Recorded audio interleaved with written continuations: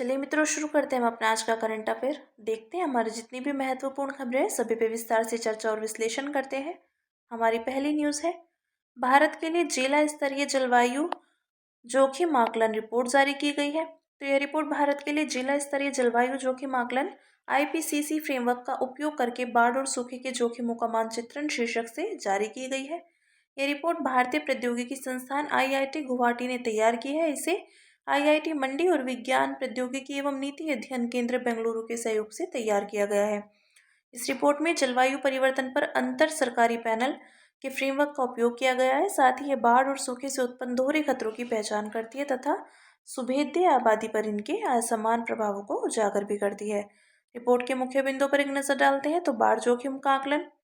भारत के 51 जिले बाढ़ संबंधी जोखिम की अत्यंत उच्च श्रेणी में आते हैं तथा अन्य 118 जिले उच्च श्रेणी में आते हैं। ये जिले मुख्यतः असम, बिहार, उत्तर प्रदेश, पश्चिम बंगाल, गुजरात, ओडिशा और जम्मू कश्मीर है। सूखा जोखिम आकलन। तो 91 जिले सूखे से संबंधित जोखिम की अत्यंत उच्च श्रेणी में आते हैं तथा अन्य 188 जिले उच्च श्रेणी में आते हैं। ये जिले मुख्यतः बिहार, असम, झारखंड, ओडिशा और महाराष्ट्र में है। बाढ़ और सूखे का दोहरा जोखिम। तो 11 जिले बाढ़ और सूखे दोनों के मामले में अत्यंत उच्च जोखिम की श्रेणी में है। आगे की राह जानते हैं तो बहुस्तरीय और क्षेत्रीय दृष्टिकोण। अलग अलग क्षेत्र को और विविध स्तरों पर जोखिमों का आकलन करना चाहिए। जलवायु परिवर्तन परिदृश्य के अंतर्गत जोखिम आकलन। तो भविष्य के जलवायु परिदृश्यों को जोखिम आकलन में शामिल किया जाना चाहिए। क्षमता निर्माण। राज्य और जिला प्रशासकों के कौशल में निरंतर सुधार करना चाहिए और उभरते नए जोखिम, तो इसमें भूस्खलन, हीट स्ट्रेस और मिश्रित घटनाओं जैसे नए खतरों को शामिल करने के लिए जलवायु कार्यवाही फ्रेमवर्क को अपडेट करना चाहिए।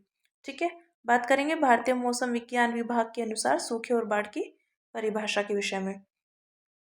तो पहले बात करते हैं सूखे की। तो जब किसी क्षेत्र में सामान्य दीर्घकालिक वर्षा में 26% या उससे अधिक की कमी हो तो उसे सूखा कहा जाता है। इसे आगे और दो श्रेणियों में बांटा गया है। एक मध्यम सूखा जो 26% से 50% तक की कमी, और दूसरा है गंभीर सूखा, 50% से अधिक कमी। बाढ़ की बात करें तो जब जल का अति प्रवाह सामान्यतः सूखी भूमि को डूबा या जलमग्न कर देता है तो उसे बाढ़ कहते हैं। इसके लिए जिम्मेदार मुख्य कारणों में भारी वर्षा, चक्रवाती घटनाओं या नदियों या अन्य जल निकायों में क्षमता से अधिक जल स्तर हो जाना आदि शामिल है। ठीक है, ये बात की हमने सूखे और बाढ़ के विषय में। अब बात करेंगे, इंडिया एआई ने आर्टिफिशियल इंटेलिजेंस के नैतिक उपयोग के लिए प्रस्ताव आमंत्रित किए। तो इंडिया एआई मिशन के तहत सुरक्षित और विश्वसनीय एआई घटक के अंतर्गत यह प्रस्ताव आमंत्रित किया गया है। इस घटक का उद्देश्य एआई को जिम्मेदारी पूर्वक अपनाने के मामले में पर्याप्त सुरक्षा की आवश्यकता को ध्यान में रखते हुए स्वदेशी साधनों व फ्रेमवर्क के विकास को सक्षम बनाना है। इंडिया एआई केंद्रीय इलेक्ट्रॉनिक्स और सूचना प्रौद्योगिकी मंत्रालय के तहत एक स्वतंत्र व्यापार प्रभाग है। यह इंडिया एआई मिशन की कार्यान्वयन एजेंसी है। नैतिक एआई फ्रेमवर्क की आवश्यकता में शामिल है एआई सिस्टम्स में पक्षपात, पूर्वाग्रह और भेदभाव को रोकना, एआई आधारित निर्णय लेने में पारदर्शिता और जवाबदेही को बढ़ावा देना, समाज में जागरूकता को प्रोत्साहित करना आदि। सुरक्षित और विश्वसनीय एआई घटक के तहत चुने गए विषय जानते हैं। वोटा मार्किंग और लेबलिंग। तो एआई जनरेटेड कंटेंट को प्रमाणित करने के लिए टूल्स विकसित करना। इससे एआई जनरेटेड कंटेंट को पहचाना जा सकेगा और सुरक्षित व हानिकारक कंटेंट से मुक्त किया जा सकेगा। नैतिक एआई फ्रेमवर्क। तो वैश्विक मानकों के अनुरूप एआई फ्रेमवर्क स्थापित करना जो मानव मूल्यों का सम्मान करे और निष्पक्षता को बढ़ावा दे। एआई जोखिम मूल्यांकन का प्रबंधन। तो सार्वजनिक सेवाओं में एआई के सुरक्षित उपयोग को बढ़ाने के लिए जोखिम प्रबंधन संबंधी टूल्स और फ्रेमवर्क तैयार करना। Stress testing tools. ऐसे टूल्स विकसित करना जो चरम परिस्थितियों में एआई मॉडल्स के प्रदर्शन का मूल्यांकन करे, कमजोरियों का पता लगाए और महत्वपूर्ण क्षेत्रों में एआई के उपयोग के प्रति विश्वास बढ़ाए। Deep fake detection tools. तो रियल टाइम में डीप फेक का पता लगाने और उसे रोकने के लिए टूल्स विकसित करना। इससे गलत जानकारी और नुकसान को रोका जा सकेगा तथा डिजिटल इकोसिस्टम सुरक्षित व विश्वसनीय बनाया जा सकेगा। ठीक है, अब बात करेंगे एआई को नैतिक बनाने को बढ़ावा देने के लिए शुरू की गई अन्य पहलों के विषय में। तो पहले बात करते हैं वैश्विक स्तर पर जो पहले शुरू की गई है उनके विषय में। तो ओईसीडी के एआई सिद्धांत, ये निष्पक्षता, पारदर्शिता और जवाबदेही पर आधारित एआई के लिए दिशा निर्देश है। यूनेस्को के आर्टिफिशियल इंटेलिजेंस के नैतिक उपयोग पर सिफारिश यानी recommendation on the ethics of artificial intelligence को 2021 में अपनाया गया। बात करेंगे भारत में शुरू की गई पहलों के विषय में। तो राष्ट्रीय एआई रणनीति यानी नीति आयोग, यह भारत में एआई के जिम्मेदारी पूर्वक उपयोग के विकास को बढ़ावा देने के लिए समावेशिता और निष्पक्षता पर केंद्रित फ्रेमवर्क प्रदान करती है। नीति आयोग द्वारा रिस्पॉन्सिबल एआई यानी एआई फॉर ऑल, तो यह पारदर्शिता बढ़ाने, पूर्वाग्रह की रोकथाम करने और निजता का सम्मान करने वाली एआई प्रणालियों पर ध्यान केंद्रित करने वाले दिशा निर्देश है। ठीक है, अब बात करते हैं अगली न्यूज़ की, जो है बैंकिंग विनियमन अधिनियम 1949 लागू होने के 75 वर्ष पूरे हुए। तो बैंकिंग अधिनियम का उद्देश्य बैंकिंग क्षेत्र का विनियमन और पर्यवेक्षण करना है। इससे बैंकिंग प्रणाली की कार्यप्रणाली में शुचिता और बैंकों में धन जमा करने वालों के हितों की सुरक्षा सुनिश्चित होती है। भारत की स्वतंत्रता से पहले बैंकों का विनियमन कंपनी अधिनियम 1850 और भारतीय रिजर्व बैंक अधिनियम 1934 के तहत किया जाता था। बैंकिंग विनियमन अधिनियम 1949 की उपलब्धियां जानते हैं। तो समावेशन और आउटरीच, इस अधिनियम के तहत प्राथमिकता प्राप्त क्षेत्र को ऋण जैसी पहलों की शुरुआत की गई है। इससे कृषि क्षेत्र और लघु उद्योगों को बैंकों से ऋण मिलना आसान हुआ। बैंकों का सुचारू संचालन, तो इस अधिनियम ने अलग अलग आर्थिक चक्रों या संकटों के दौरान बैंकिंग क्षेत्र का सुचारू संचालन बनाए रखने में महत्वपूर्ण भूमिका निभाई। उदाहरण के लिए इस अधिनियम के तहत पूंजी पर्याप्तता अनुपात और तरलता कवरेज अनुपात जैसे विनियामक कदम उठाए गए हैं। इससे भारतीय बैंकों को 2008 के वैश्विक वित्तीय संकट के प्रभावों का सामना करने में मदद मिलेगी। बैंकों पर विश्वास बढ़ना, तो विनियामकीय निगरानी और बैंकों में जमा धन सुरक्षित होने की वजह से बैंकों पर जनता का विश्वास बढ़ा है। त्वरित सुधारात्मक कार्यवाही फ्रेमवर्क, तो आरबीआई ने बैंकिंग अधिनियम के तहत यह कदम उठाया था। यह बैंकों के वित्तीय संकट की शीघ्र पहचान करने में मदद करती है। फिर बैंकों के लिए सुधारात्मक उपायों को लागू करना अनिवार्य किया जाता है। समय के साथ नई पहलों को अपनाना, डिजिटल बैंकिंग, वित्तीय समावेशन और वैश्विक वित्तीय मानकों को अपनाने जैसी नई चुनौतियों का सामना करने के लिए बैंकिंग व्यवस्था में सुधार किए गए हैं। उदाहरण के लिए 2014 में पेमेंट बैंक और 2016 में स्मॉल फाइनेंस बैंक की शुरुआत की गई। ठीक है, बात करते हैं इसी के साथ बैंकिंग विनियमन अधिनियम 1949 के मुख्य प्रावधानों के विषय में। तो लाइसेंसिंग और संचालन, तो बैंकों को संचालन शुरू करने के लिए इस अधिनियम के तहत आरबीआई से लाइसेंस प्राप्त करना होता है। साथ ही इस अधिनियम के तहत बैंकों की नई शाखा खोलने और बंद करने के लिए नियम बनाए गए हैं। बैंकों के प्रबंधन का निरीक्षण, तो इस अधिनियम के तहत आरबीआई बैंकों के बोर्ड की संरचना, निदेशकों की नियुक्ति, प्रबंधन कार्यों आदि पर निगरानी रखता है। वित्तीय स्थिरता के लिए उपाय, तो इस अधिनियम के तहत बैंकों को नकद आरक्षित अनुपात और तरल परिसंपत्ति बनाए रखना होता है। इसके अतिरिक्त बैंकों द्वारा लाभांश वितरण को भी सीमित किया गया है। पब्लिक डिस्क्लोजर, तो अनिवार्य ऑडिट और वित्तीय विवरणों को सार्वजनिक रूप से जारी करने जैसे प्रावधान किए गए हैं। इससे बैंकों के कामकाज में पारदर्शिता सुनिश्चित हुई है। ठीक है, तो ये बैंकिंग विनियम अधिनियम 1949 के मुख्य प्रावधानों के विषय में हमने चर्चा की। बात करेंगे डब्ल्यूईएफ ने महिला किसानों के लिए कृषि प्रौद्योगिकी समावेशी विकास हेतु एक व्यावसायिक दृष्टिकोण रिपोर्ट जारी की। तो यह रिपोर्ट विश्व आर्थिक मंच ने जारी की। इस रिपोर्ट में लैंगिक समावेशी कृषि प्रौद्योगिकी का वैश्विक अवलोकन प्रस्तुत किया गया है। साथ ही इसमें यह तथ्य भी रेखांकित किया गया है कि लैंगिक समावेशी कृषि प्रौद्योगिकी किस प्रकार महिला किसानों को अपनी पूर्ण क्षमता का उपयोग करने में मदद कर सकती है। रिपोर्ट के अनुसार निम्नलिखित हेतु महिला किसानों के लिए लैंगिक समावेशी कृषि प्रौद्योगिकी की आवश्यकता है।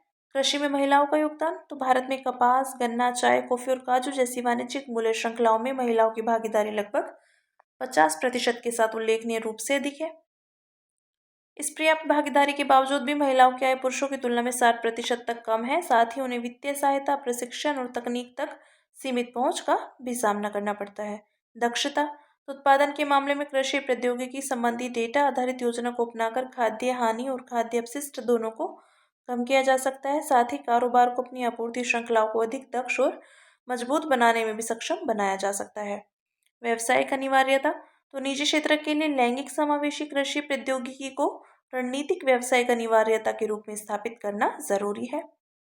कृषि प्रौद्योगिकी को अपनाने में महिला किसानों के समक्ष मौजूद चुनौतियां, तो मांग पक्ष संबंधी चुनौतियां जानते हैं। सामाजिक सांस्कृतिक बाधाएं, इसमें लैंगिक भूमिकाओं को लेकर बनी धारणाएं, महिलाओं की आवाजाही पर पाबंदियां और सुरक्षा संबंधी चिंताएं शामिल है। संसाधनों तक सीमित पहुंच, तो भूमि के स्वामित्व की कमी के कारण महिलाओं द्वारा औपचारिक ऋण प्राप्त करना और अन्य कृषि सेवाओं का उपयोग करना कठिन हो जाता है। साक्षरता संबंधी बाधाएं, कम शिक्षा और डिजिटल साक्षरता का अभाव जागरूकता को बाधित करता है। और आपूर्ति पक्ष संबंधी चुनौतियां, तो लैंगिक विशिष्ट आंकड़ों का अभाव, तो महिला और पुरुष किसानों की कृषि प्रौद्योगिकी सेवाओं तक पहुंच और उपयोग से जुड़े उनके अनुभवों को अलग अलग समझने के लिए पर्याप्त डेटा की कमी है। सहायता प्रणाली की कमी, इसमें सीमित मार्गदर्शन और आपस में सीखने के अवसर का अभाव और कृषि अनुसंधान व संबंधित सेवाओं के मामले में अकुशल समन्वय आदि की स्थिति शामिल है। ठीक है, अब बात करते हैं महिला किसानों के लिए कृषि प्रौद्योगिकी समाधान के विषय में। तो संवर्धन यानी प्रमोशन, तो विश्वसनीय माध्यम और प्रभावशाली व्यक्तियों के माध्यम से प्रचार करना। स्थान, रणनीतिक स्थान तक पहुंच सुनिश्चित करना। मूल्य, महिला किसानों के लिए समाधानों को किफायती बनाना और वैकल्पिक राजस्व मॉडल तलाशना। उत्पाद, सहज ज्ञान युक्त डिजाइन और प्रशिक्षण के साथ महिलाओं की जरूरतों के अनुरूप समाधान तैयार करना। और जन यानी पीपल, महिलाओं की भूमिका बढ़ाना और उन्हें विशेष प्रशिक्षण प्रदान करना। ठीक है, तो ये बात की हमने एग्रीटेक के विषय में। अब बात करेंगे, सुप्रीम कोर्ट ने सार्वजनिक संस्थानों में दीर्घकालिक अस्थायी नियोजन पर रोक लगा दी। तो जग्गो और अन्य बनाम भारत संघ और अन्य वाद में सुप्रीम कोर्ट ने सार्वजनिक संस्थानों में अस्थायी अनुबंधों के दुरुपयोग की आलोचना की है। साथ ही आदेश भी दिया है कि यह जन विश्वास को खत्म करता है और न्याय को कमजोर करता है। मामले पर एक नजर डालते हैं। तो संदर्भ, केंद्रीय जल आयोग के 4 हाउसकीपिंग कर्मचारी 20 वर्षों से अधिक समय तक अस्थायी अनुबंध पर कार्यरत थे। 2018 में उन्हें अचानक बर्खास्त कर दिया गया था। फैसला, सुप्रीम कोर्ट ने उनकी बर्खास्तगी को रद्द करके उन्हें पुनः बहाल करने का आदेश दिया और उन्हें नियमित करने का भी निर्देश दिया। सुप्रीम कोर्ट द्वारा उठाए गए मुद्दे, तो गिग इकोनॉमी में कामगारों के प्रणालीगत शोषण में वृद्धि। निजी क्षेत्र के गिग इकोनॉमी के विस्तार ने निश्चित कार्य व्यवस्थाओं को बढ़ावा दिया है। इसने कामगारों को आवश्यक लाभ, रोजगार, सुरक्षा और उचित व्यवहार से वंचित कर दिया है। सार्वजनिक क्षेत्र में आउटसोर्सिंग, तो शीर्ष न्यायालय ने कहा कि सार्वजनिक संस्थान बार बार अस्थायी पदों को आउटसोर्स करके नियमित नियोजन दायित्वों से बच रहे हैं। इसके कारण कामगारों के शोषण का दुष्चक्र बन गया है। नियमों का उल्लंघन और नैतिक प्रभाव, तो आवश्यक भूमिकाओं के लिए अस्थायी कामगारों का लंबे समय तक उपयोग करना अंतर्राष्ट्रीय श्रम मानकों का उल्लंघन है। यह संगठन के समक्ष कानूनी चुनौतियां पैदा करता है और कर्मचारियों के मनोबल को कमजोर करता है। सार्वजनिक क्षेत्र में नियोजन से संबंधित अन्य वाद, तो कर्नाटक राज्य बनाम उमा देवी, आवश्यक कर्तव्यों का पालन करने वाले लंबे समय से काम कर रहे अनियमित कर्मचारियों को नियमित करने पर विचार किया जाना चाहिए। विनोद कुमार एवं अन्य आदि बनाम भारत संघ और अन्य, तो जब अस्थायी कर्मचारियों ने विस्तारित अवधि के लिए नियमित कर्मचारियों के कर्तव्यों का पालन किया है तो प्रक्रियात्मक तकनीकी प्रावधान उनके नियमितीकरण को रोक नहीं सकते हैं। भारत में गिग इकोनॉमी के विषय में जानते हैं। तो नीति आयोग की एक रिपोर्ट के अनुसार भारत में गिगर्स की संख्या 2020-21 की 7.7 मिलियन से बढ़कर 2029-30 तक 23.5 मिलियन होने की उम्मीद है। सामाजिक सुरक्षा संहिता 2020, तो ये गिग वर्कर को परिभाषित करती है और गिग वर्कर्स तक सामाजिक सुरक्षा लाभ के विस्तार का प्रावधान करती है। उपजीविका जन्य सुरक्षा, स्वास्थ्य और कार्यदशा संहिता 2020, तो यह संहिता अनुबंध श्रम को भी नियंत्रित करती है तथा सुरक्षा और स्वस्थ कार्य परिवेश को बढ़ावा देती है। ठीक है, तो ये बात की हमने भारत में गिग इकोनॉमी के विषय में। अब बात करते हैं, रेलवे पर संसद की स्थायी समिति ने रेलवे का आधुनिकीकरण और वित्तीय स्थिरता पर केंद्रित रिपोर्ट जारी की। तो वित्तीय चिंताएं देखते हैं। भारतीय रेलवे को अधिकांश आय माल ढुलाई सेवाओं से प्राप्त होती है। वित्त वर्ष 2023-24 में भारतीय रेलवे ने माल ढुलाई से 1,68,293 करोड़ रुपए और यात्री सेवाओं से 70,693.33 करोड़ रुपए का राजस्व अर्जित किया था। परिचालन, पिछले 11 वर्षों से मालगाड़ियों की औसत गति 25 किलोमीटर प्रति घंटा से अधिक नहीं हुई है। रेल सुरक्षा, कवच प्रणाली स्थापित करने की गति भी काफी धीमी है। दक्षिण मध्य रेलवे में केवल 1465 रूट किलोमीटर और उत्तर मध्य रेलवे में 80 रूट किलोमीटर में यही प्रणाली काम कर रही है। कवच प्रणाली लोको पायलट द्वारा ब्रेक लगाने में विफल होने की स्थिति में स्वतः ब्रेक लगाकर ट्रेन को निर्धारित गति सीमा के भीतर चलने में सहायता करती है। इससे खराब मौसम के दौरान ट्रेनों के सुरक्षित परिचालन में भी मदद मिलती है। अनुसंधान और विकास बजट, तो वित्त वर्ष 2024-25 में रेलवे अनुसंधान के लिए केवल 72.01 करोड़ रुपए आवंटित किए थे। इनमें सार्वजनिक निजी भागीदारी परियोजनाएं भी शामिल है। रिपोर्ट में की गई मुख्य सिफारिशें जानते हैं। तो राजस्व में वृद्धि करना, जनरल क्लास की यात्री किराए को वहनीय रखा जाना चाहिए। वहीं लागत के आधार पर एसी क्लास की यात्री किराए में वृद्धि की जानी चाहिए। रेलवे की जमीन के वाणिज्यिक उपयोग और विज्ञापन के जरिए 2030 तक गैर यात्री किराए से प्राप्त राजस्व में 20% तक वृद्धि की जानी चाहिए। अवसंरचना का विकास, तो भूमि अधिग्रहण प्रक्रिया को सरल बनाया जाना चाहिए। राज्य सरकार के साथ समन्वय बढ़ाना चाहिए और समर्पित माल गलियारा परियोजनाओं को पूरा करना चाहिए आदि। और रेल सुरक्षा और आधुनिकीकरण, तो मानव रहित शेष रेल क्रॉसिंग को बंद कर देना चाहिए। रेलवे ट्रैक को बदलने में तेजी लानी चाहिए और कवच प्रणाली की स्थापना में भी तेजी लाने की जरूरत है। ठीक है, अब बात करते हैं अन्य सुर्खियों की, जिसमें पहला टॉपिक है अनिश्चित काल के लिए स्थगन। तो हाल ही में संसद यानी दोनों सदनों को शीतकालीन सत्र 2024 अनिश्चितकाल के लिए स्थगित कर दिया गया। अनिश्चितकाल के लिए स्थगन का अर्थ संसद की बैठक को अनिश्चितकाल तक के लिए स्थगित कर देना है। इसके तहत सदन की आगामी बैठक बुलाए जाने के लिए कोई दिन बताए बिना स्थगित कर दिया जाता है। अनिश्चितकाल के लिए स्थगन की शक्ति सदन के पीठासीन अधिकारी के पास होती है। पीठासीन अधिकारी सदन के अनिश्चितकाल के लिए स्थगित होने के बाद किसी भी समय सदन की बैठक बुला सकता है। ठीक है। Variable repo rate. तो हाल ही में भारतीय रिजर्व बैंक ने वेरिएबल रेपो रेट की नीलामी आयोजित की थी। यह अर्थव्यवस्था में नकदी बढ़ाने के लिए आरबीआई द्वारा उपयोग किया जाने वाला मौद्रिक उपाय है। इसके तहत आरबीआई बैंकों को आमतौर पर एक दिन से अधिक अवधि के लिए उधार देने का अवसर प्रदान करता है। इस उधार पर ब्याज दर रेपो रेट से कम होती है। रेपो रेट वह ब्याज दर है जिस पर केंद्रीय बैंक नकदी की कमी होने पर वाणिज्यिक बैंकों को धन उधार देता है। ठीक है, बात की हमने वेरिएबल रेपो रेट के विषय में। अब बात करेंगे एरोजेल के विषय में। तो भारतीय विज्ञान शिक्षा और अनुसंधान संस्थान पुणे के शोधकर्ताओं ने एक नया एरोजेल बनाया है। ये इलेक्ट्रॉनिक अपशिष्ट से सोना पुनः प्राप्त कर सकता है। इस इलेक्ट्रॉनिक अपशिष्ट और हानिकारक खनन गतिविधियों दोनों को कम करने में मदद मिल सकती है। एरोजोल के विषय में जानते हैं। तो 1930 के दशक में इसका आविष्कार किया गया था। पॉलीमर को विलायक यानी सॉल्वेंट के साथ मिलाकर जेल बनाया जाता है। फिर उसे जेल से तरल को निकालकर उसकी जगह हवा भर दी जाती है। विशेषताओं की बात करें तो ये सबसे हल्का ठोस पदार्थ है। ये ट्रांसलूसेंट, अत्यंत छिद्रित और बहुत कम घनत्व वाला पदार्थ है। ये वर्तमान में उपलब्ध सबसे महीन यानी इंसुलेशन सामग्रियों में शामिल है। व्यापार प्राप्य इलेक्ट्रॉनिक बट्टा प्रणाली। तो व्यापार प्राप्य इलेक्ट्रॉनिक बट्टा प्रणाली के जरिए वित्त पोषित बिलों में 2024 में अधिक वृद्धि दर्ज की गई है। इनके विषय में देखते हैं। ये एक ऑनलाइन प्लेटफॉर्म है। सूक्ष्म, लघु और मध्यम उद्यमों यानी एमएसएमईज द्वारा बड़ी कंपनियों को आपूर्ति की गई वस्तुओं के बदले ऑक्शन के माध्यम से तात्कालिक फंड प्राप्त करने में मदद करता है। यह इनवॉइस और ट्रेड बिल दोनों प्रस्तुत करने पर वित्त की सुविधा प्रदान करता है। इसके तहत एमएसएमईज क्रेडिट पर बड़े कॉरपोरेट्स को वस्तुओं की आपूर्ति करते हैं। इनकी इनवॉइस वे व्यापार प्राप्य इलेक्ट्रॉनिक बट्टा प्रणाली पर अपलोड करते हैं। बैंक जैसे फाइनेंसर एमएसएमईज को बोली के जरिए कम ब्याज दर पर धन उपलब्ध कराते हैं और इस तरह एमएसएमईज को बिना कुछ गिरवी रखे डिजिटल माध्यम से तत्काल नकद मिल जाता है।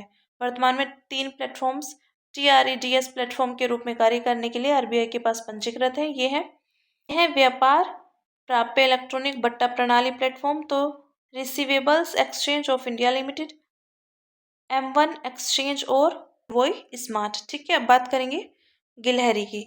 तो स्प्रिंग नेचर जर्नल के एक अध्ययन से पता चला कि कैलिफोर्निया की जमीनी गिलहरियां अवसरवादी सर्वाहारी हैं। इसका अर्थ है कि इनकी खान पान संबंधित ये आदतें बहुत लचीली हैं। ये शिकार करती हैं और बहुत ही गोपनीय तरीके से व्यवहार करती हैं। ऑस्ट्रेलिया को छोड़कर पूरी दुनिया में गिलहरी की 200 से अधिक प्रजातियां पाई जाती हैं। आहार ये सर्वाहारी है जिसका मुख्य आहार फल और नट्स है। हालांकि ये अंडे, छोटे पक्षी, लार्वा और कीड़े भी खाती हैं। आवास, घास और शाखाओं का उपयोग करके वृक्षों के शीर्ष भागों पर अपने घोंसले बनाती हैं। भारतीय पाम गिलहरी अपने आहार छिपाने की जगह की रक्षा के लिए बहुत आक्रामक होती है। ये अपने खाद्य भंडार का संग्रह वृक्षों के शीर्ष भागों पर करती हैं। ठीक है, बात करेंगे स्माइल कार्यक्रम की। तो भारत और एशियाई विश्व बैंक ने हाल ही में स्माइल कार्यक्रम के दूसरे कार्यक्रम के तहत $350 मिलियन के नीति आधारित ऋण पर हस्ताक्षर किए। इसके विषय में जानते हैं। भारत सरकार द्वारा लॉजिस्टिक्स क्षेत्र में व्यापक सुधार के लिए एडीबी द्वारा समर्थित एक नीति आधारित ऋण कार्यक्रम है। उद्देश्य है इसका मल्टी मॉडल लॉजिस्टिक्स प्रोजेक्ट्स में निजी क्षेत्र की भागीदारी को प्रोत्साहित करना। इसके लिए अंतर मंत्रालय समन्वय और योजना निर्माण के लिए संस्थागत व नीतिगत फ्रेमवर्क को मजबूत किया जाएगा। बाह्य व्यापार लॉजिस्टिक्स दक्षता में सुधार करना और बेहतर सेवा वितरण के लिए स्मार्ट व स्वचालित प्रणालियों के उपयोग को प्रोत्साहित करना। ठीक है, जानते हैं न्यूनतम समर्थन मूल्य के विषय में।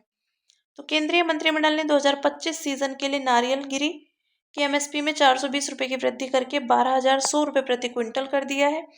एमएसपी वह न्यूनतम मूल्य है जिस पर सरकार किसानों से फसल खरीदती है। इसका उद्देश्य किसानों को उनकी उपज का उचित मूल्य दिलाकर उनकी आय सुनिश्चित करना है।